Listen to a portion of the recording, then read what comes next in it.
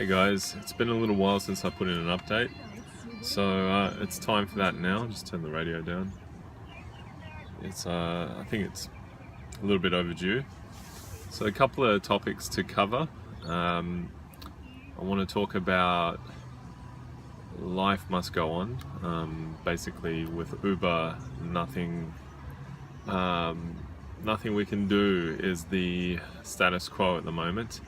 Although there have been some things that counter that, like the Rideshare United group, who sent out an email. I don't know if any of you who are signed up to them received that email, but I had a read of it. They've made some progress in regards to what they're wanting for drivers. Just let this big truck go by. Very noisy. Okay, that's better. Yeah, so they said they've made some progress. I'm assuming they're referring to some of the features, the enhancements, if you would like to call them that, that Uber have put on for drivers. One of them is the infamous time countdown, which we get a little bit of money out of.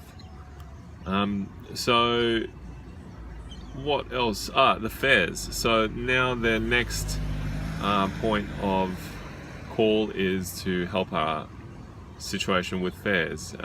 That's what we've been pushing for since the beginning, I would imagine.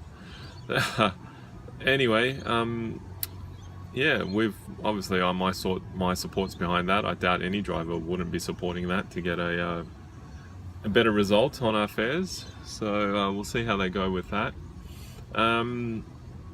What else did I want to say? Okay, reports of abuse and damage or harassment from cab drivers, street criminals, or riders.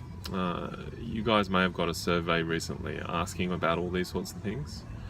Uber's sending that survey because they're getting reports, and I've put one through myself. Mine was relating to a cab driver who had 3 passengers who were quite the unruly sort. Wouldn't be the type you'd want to invite to your Christmas dinner with your parents. So these guys, you know, rowdy, rough type of dudes in this cab driver's car. Once they got behind me on a particular main stretch of road, they saw my Uber sticker, and what do you know? Suddenly I get this sense that I'm being followed, and it was getting dark, and I'm like, okay, this is very strange. So I decided to test my theory and turn right at a roundabout without putting my indicator on, or at the very last moment. So I was ensured that there was no one else at the intersection, so I wasn't being a danger, and I did it, and the cab driver followed, and they followed quite erratically. So I thought, okay, this is dodgy. So I kept driving on the main road, and I had to go into a very dark section of suburban streets to get to my fare. I decided not to do that at the very last moment. I decided to stay on another main road. So I turned right again to get off the road I was on, and suddenly the cab stopped at the roundabout and seemed to not be going any direction. Then they were out of my field of view, out of my rear view mirror, so I couldn't see them at that point, but they weren't following me anymore. The following did occur for a good 5 minutes. Like, it was, like clockwork. And it wasn't just someone just going in the same general direction. You could just tell from the way the cab driver was driving. So I think they were just trying to harass me. It could have got worse if we were in a dark street. Who knows? There was 4 of them and 1 of me, so I wasn't going to risk it. So, some troubling times for Uber drivers.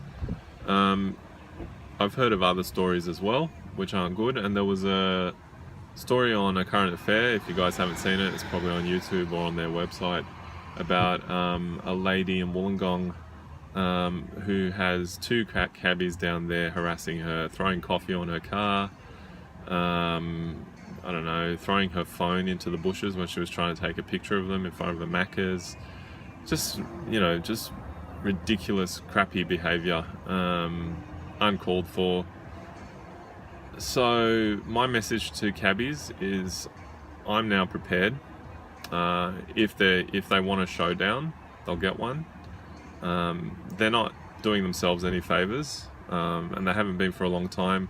Even before Uber was around, when I was a passenger, I used to avoid getting into cabs, and now they're showing why. People would say to me, "Oh no, give them a chance. Some of them are good."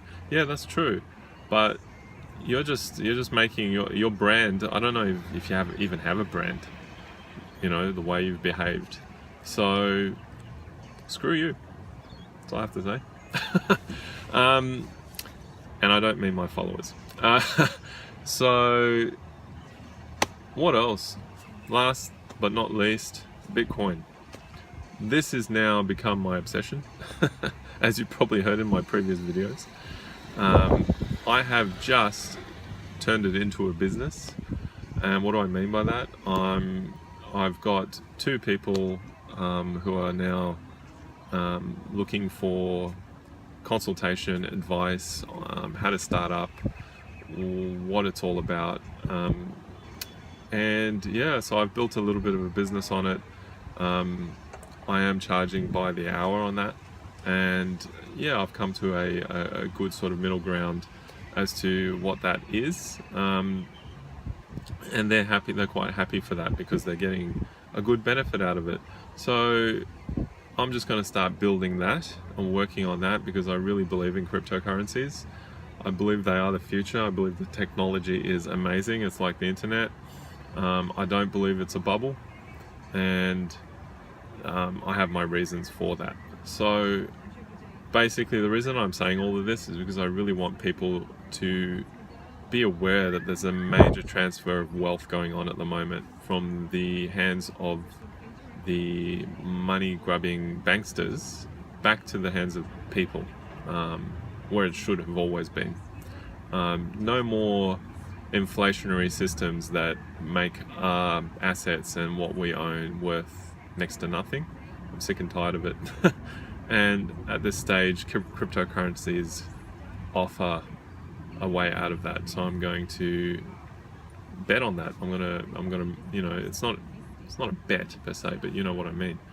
I've put some good thought into it. So the reason I'm telling you guys this, because obviously, we're all one way or another doing some sort of work that has its ups and downs. If you see an opportunity in my life, I always take it. So I'm more than happy to help anyone out there who really wants to explore this avenue. You know how to reach me, so just reach out and we'll go from there. That's it from me today. If you have any stories about cab drivers and street hooligans and all these unruly type of people that don't deserve our attention, I'd like to hear them.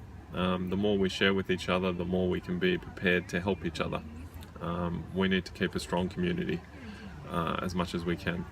Alright, peace out, and I will speak to you soon. And if not before Christmas, I want to wish everyone a Merry Christmas and a safe Christmas. And I hope, whatever your beliefs are, that you can participate in some kind of family or, gathering or family event, and celebrate your community and celebrate each other. Alright, peace out.